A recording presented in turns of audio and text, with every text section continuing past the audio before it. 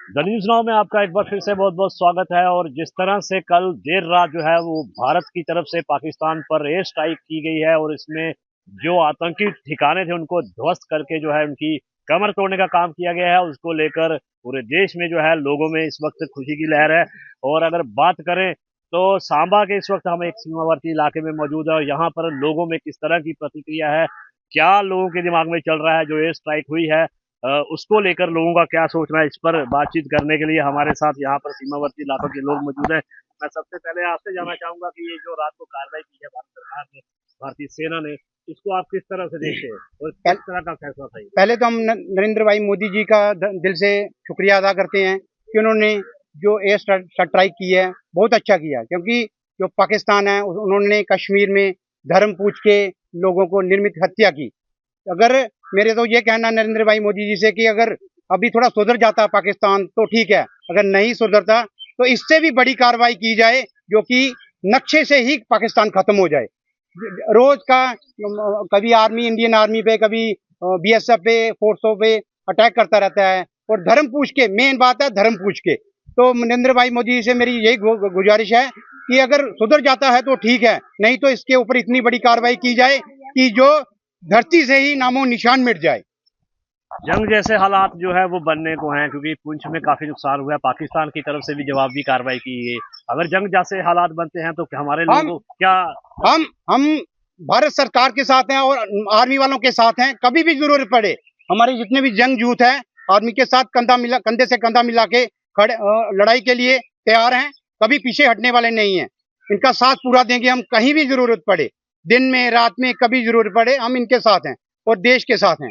नरेंद्र मोदी जी का हम धन्यवाद करते हैं, बहुत बढ़िया काम किया और इससे भी बड़ा काम करें। जी, कुछ और लोगों से भी बात करेंगे। हमारे साथ एक पूर्व सैनिक हैं। आप बताइए कि जिस तरह की कार्रवाई हुई है, क्या लगता है आपको, कैसी कार्रवाई थी?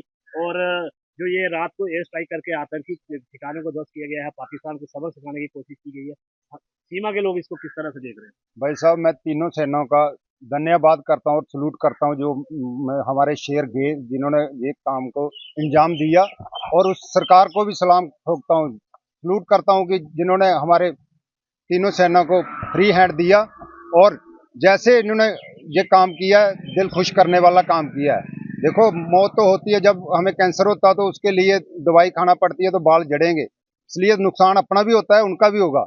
लेकिन अगर पाकिस्तान इस चीज के लिए भी नहीं सुधरता है, इस बार नहीं सुधरता, तो आगे के लिए उसको बिल्कुल मलियामेट करने के लिए इंडिया आर्मी तैयार है और तैयार ही रहेगी। और हम बॉर्डर के लोग भी तैयार हैं, दिन रात इनके साथ, आर्मी के साथ, बीएसएफ के साथ कंधे से कंधा मिला के हम खड़े हैं। अगर पाकिस्तान की तरफ से कोई जवाबी कार्रवाई की जाती है, क्योंकि सीमा के साथ सटे इलाके हैं, पहले भी कई बार ये डिस्टर्ब हो चुके हैं, तो उसके लिए लोग कितने तैयार हैं? बिल्कुल सर, नरेंद्र भाई मोदी ने हमें बॉर्डरों पे बंकर दिए हुए हैं, सभी लोगों ने अभी तैयारी करके रखी है, अपना खाने पीने का सामान बैंकरों में रखा है और जरूरत पड़ेगी तो फौज के साथ भी खड़े हैं और फौज के लिए भी हमने राशन तैयार रखा है। अगर फौज के लिए हमें फौज को भी खिलाना पड़े तो हम फौज को भी रोटी खिलाने के लिए तैयार हैं। फौज को भी जो है उनके लिए भी पूरे इंतजाम है, लोगों ने खुद के लिए भी इंतजाम कर रखे हैं। इसके अलावा एक और हमारे साथी हैं, हम उनसे बात करेंगे। रात को पाकिस्तान की कोई ऊपर जो है कार्रवाई की गई है, सबक सिखाने की कोशिश की है, लोगों में गुस्सा था, उसको लेकर जो सीमावर्ती इलाके के लोग हैं अपनी प्रतिक्रिया दे रहे हैं। आप क्या कहेंगे, कैसा ये स्टेप था और इसको लेकर सीमा के जो लोग हैं सीमावर्ती इलाकों में क्या सोचते हैं? देखिए, ये जो आतंकवाद हमारे निर्दोष लोगों को जो जात पूछ के मारा था, जब ये रात को बदला लिया गया तो अभी थोड़ी ठंडक मिली है कि हम बदला हुआ। इतने देर हमारे दिलों में आग जल रही थी, हमको यकीन था कि नरेंद्र भाई मोदी जी कुछ बड़ा करने वाले हैं। सबने देख लिया रात को बड़ा होने वाला है।